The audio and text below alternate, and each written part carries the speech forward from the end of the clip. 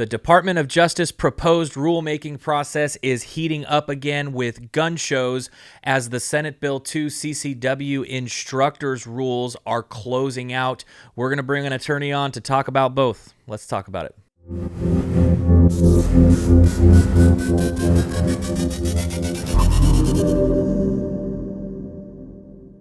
Hey everybody, welcome back to the channel today. That is right, we have regulations in the state of California from the Department of Justice that are wrapping up, along with some that are just starting out with the rulemaking process. We've gone through them a little bit in a previous live stream, but I wanted to dig a little bit deeper into them just so that we are all aware of what's going on. And to walk us through that today, we have brought back a partner at Michel and Associates. That is Matt Cabero. Matt, thanks for coming on with us today. Thanks again for having me. Absolutely. And guys, as always, please be sure to like, share, and subscribe to the videos. Really helps get this information out there. It has to be a good thing when we know and understand what is going on as we continue to move this Second Amendment ball rolling forward in the right direction. Of course, there's a lot of litigation out there. In 2026, we're going to start up the legislation again. It's a good idea to be as informed as possible, and we are trying to inform as many people as possible. So by liking, sharing, and subscribing, really helps get this out to as many people as possible. Another kind of update, guys, if you are not a CRPA member and you're not getting the member emails, you can find out right here, right now. We are moving buildings. So if you can, please just bear with us a little bit. You might see a little bit of a different background for a little while as we are getting our new studio built out. So that is coming. Just rest assured the videos will continue to happen. We're going to try to get them out as we normally schedule on Tuesdays and Thursdays, but please bear with us a little bit as we are kind of working on the road, as it were, while that new office gets built out. So know that that's coming as well. So, Matt, I mean, maybe we can just jump right into this. We've done a lot of talking over the last year or so on some of these regulations that the Department of Justice proposed and then was going through the process of adopting in regards to Senate Bill 2, which, if you guys remember, the big part of Senate Bill 2 was instituting sensitive places in California. We have litigation on that. We are winning the litigation on that. Wolford, which is a similar lawsuit from Hawaii, is currently taken by the Supreme Court on this issue. We still have our issue at the federal district court working it that way as well.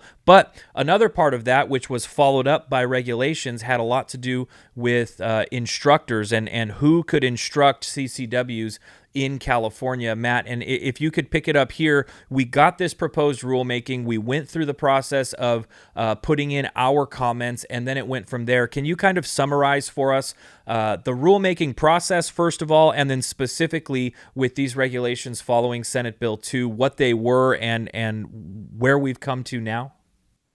Yeah, so basically, following the implementation of SB2 in California after the Bruin decision, many of the laws, inner workings, so to speak, had to be clarified via Department of Justice regulations, which they initially adopted through the emergency regulatory process. So it was a very limited public comment period. There wasn't any real significant changes that were made to those regulations, at least at the onset. But with any sort of emergency regulatory proposal, what has to happen eventually is that the agency then has to go through the formal rulemaking process, which allows for a full public comment period, as well as review and response by the agency to those public comments, and then making any amendments and changes before those regulations ultimately become final, which is what we have here.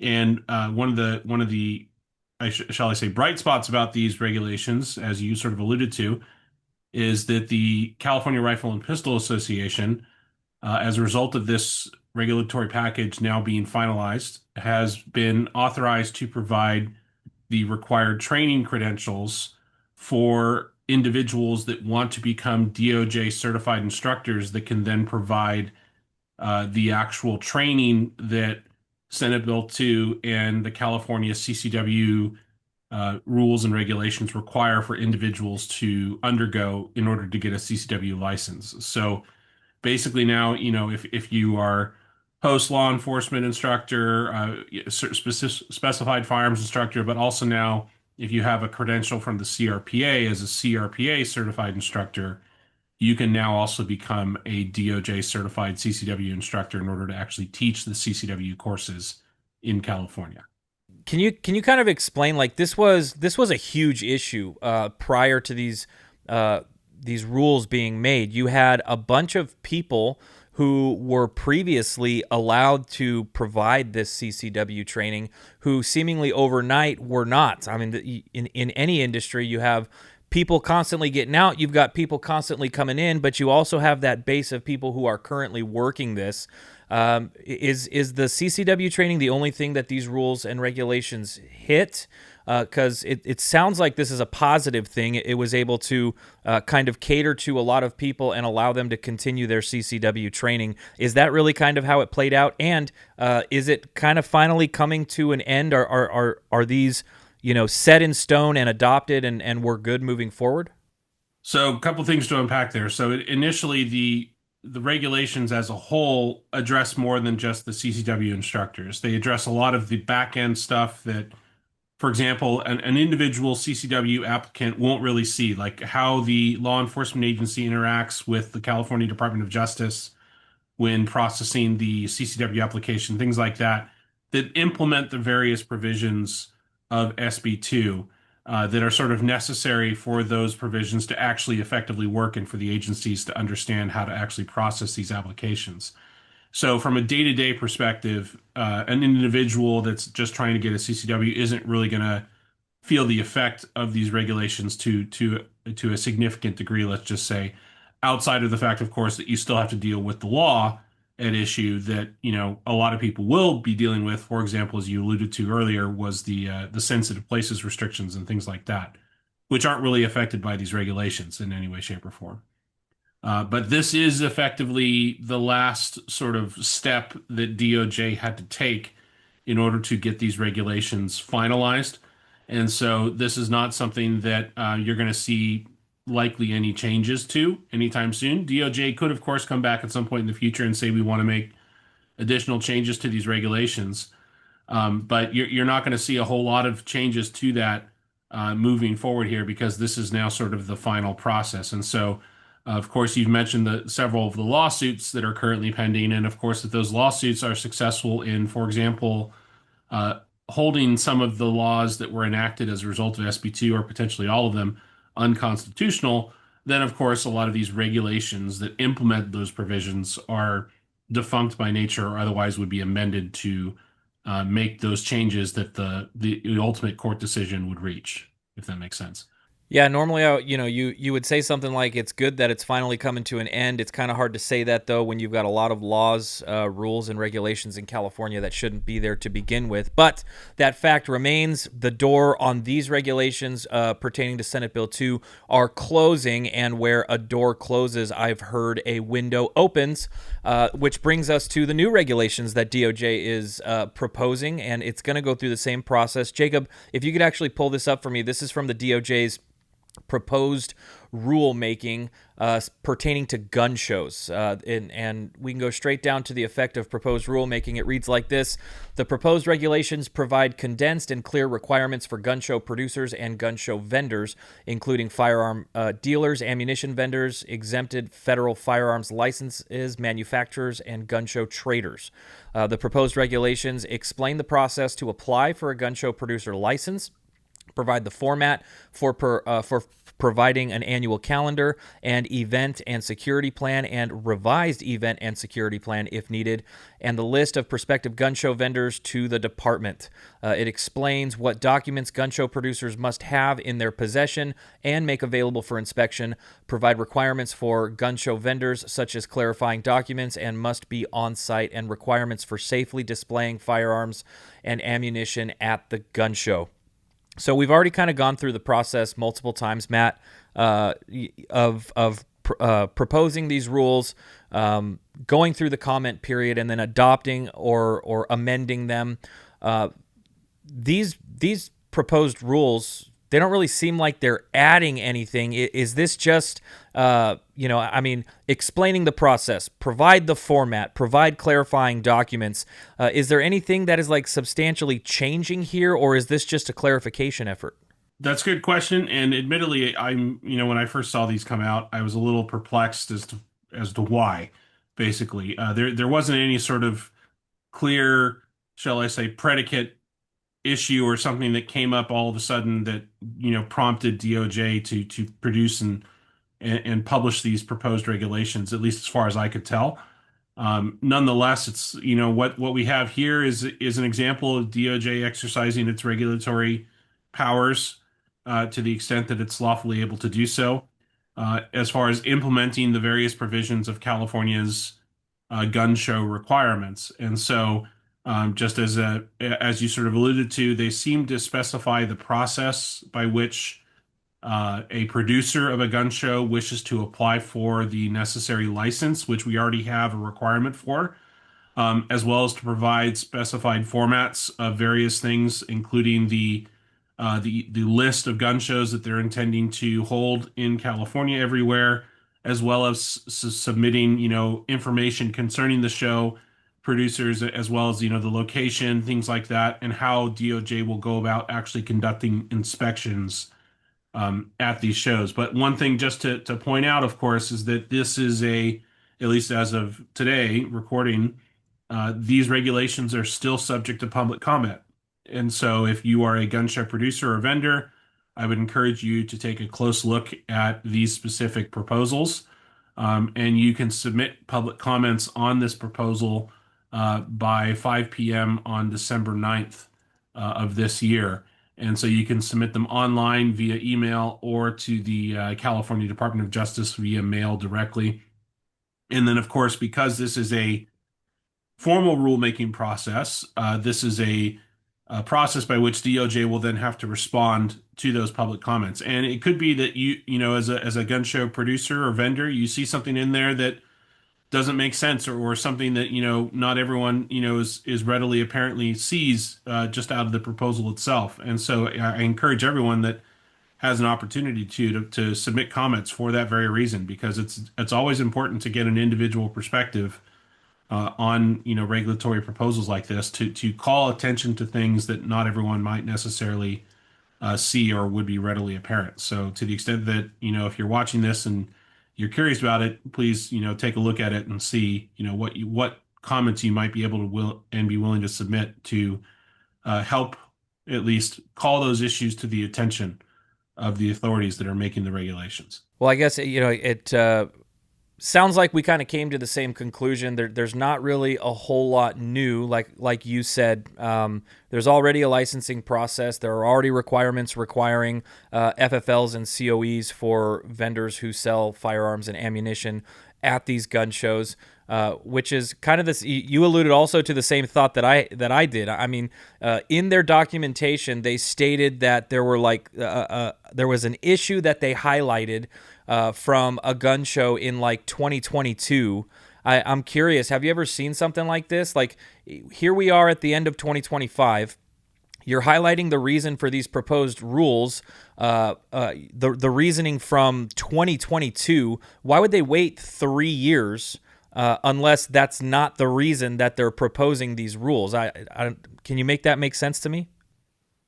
That's sort of what I was alluding to earlier. It's like I said, that these sort of seem to have come out of nowhere. And as far as, why DOJ is doing this now, it's not necessarily clear. But the only thing then that, could potentially make sense in a situation like this is that DOJ was already planning to do this as a result of some prior event that took place many years ago, as is potentially the case here. And they just are now just getting around to it, given that DOJ historically, especially over the past couple of years, has been not only, low on funding, let's just say, but also extremely short-staffed and overworked, and, dealing with everything else that goes on. I mean, it wouldn't surprise me that this is just, the government working at its typical pace, basically, and, proposing something that was attempting to fix something that occurred many years ago. So. Or the kind of the logical conclusion that I came to after thinking about it for a little bit is maybe it has to do with money. So let's look really quick at the fiscal impact. Jacob, if you could pull us up. Guys, it's the same document. It's linked below. If you want to read the whole thing, you go ahead and just click that link below. But when you go down to the fiscal impact, it reads like this. It says the fiscal impact of gun show inspections was accounted for in AB 2061 budget change proposal in 2020. The department requested 2 positions and $152,000 from the dealer's record of sales special account from 21-22, $600,000 in 22-23, and $445,000 annually thereafter to inspect gun shows per the mandates of Chapter 273 statutes of 2020. The department requested 2 field representatives to perform compliance inspections on gun show producers and vendors. This includes annual overtime necessary to perform the inspection of licensees, including proper signage and identification, the lawful performance of firearms and ammunition transactions, and the security of facilities. Field reps report to suspected criminal activity and special agents so that special agents may address any potential safety concerns or apprehensions. Cost impacts on representatives, persons, or business. A gun show producer must pass a background check and obtain a license from the department. A COE confirms the application is not prohibited from possessing a firearm. Initial fees for a COE, $71, with ongoing cost of $22 annually. Gun show producers must also pay $85 annually, which is set by statute. So here's their conclusion, you guys. It says the result of the economic impact assessment, the department concludes that it is 1, unlikely that the proposal will create or eliminate jobs within the state. And then, of course, you know, we always err to the elimination of jobs within the state side when it comes to laws and regulations. 2, unlikely that the proposal will create new business or eliminate existing business within the state. And 3, unlikely that the proposal will result in the expansion of business currently doing businesses in the state. So I guess, first of all, do you think this statement holds any water? Fiscally, the way that this looks like it's going to impact the community right now, does this statement hold water that it's really not going to have a fiscal impact? Well, I mean, it is, shall I say, from their fiscal impacts that you raised the number there, it's like $445,000 annually for them to conduct these inspections. I mean, as far as annual DOJ operations, that seems to be on the smaller side of expenditures. I mean, just looking at recently the ammunition purchase fee that was raised from $1 to $5, they sort of gave a detailed fiscal analysis on why they were increasing the fee from $1 to $5. And that's because their initial, what was it, like a $25 million loan from the state to set up that system was losing money annually at a degree that was so significant that they had to increase the fee by 500%. So, you know, it could very well be that DOJ's, you know, fiscal situation is much worse than we actually are able to see from public-facing documents. And this is an example of DOJ getting this proposed so they can get the allocation of funds from the legislature, even though it's on the smaller side, to sort of fill in the gaps where it needs to conduct these inspections. So yeah, it could be that the reason that you bring it up for money reasons is why these regulations are getting proposed now, is because DOJ needs the money. So, I mean, that wouldn't surprise me either. But as far as the fiscal impact statement itself, I mean, we've already got a license, for example, for a gun show producer that has to be paid annually. That fee itself isn't necessarily changing via these regulations. So they're still getting funded here.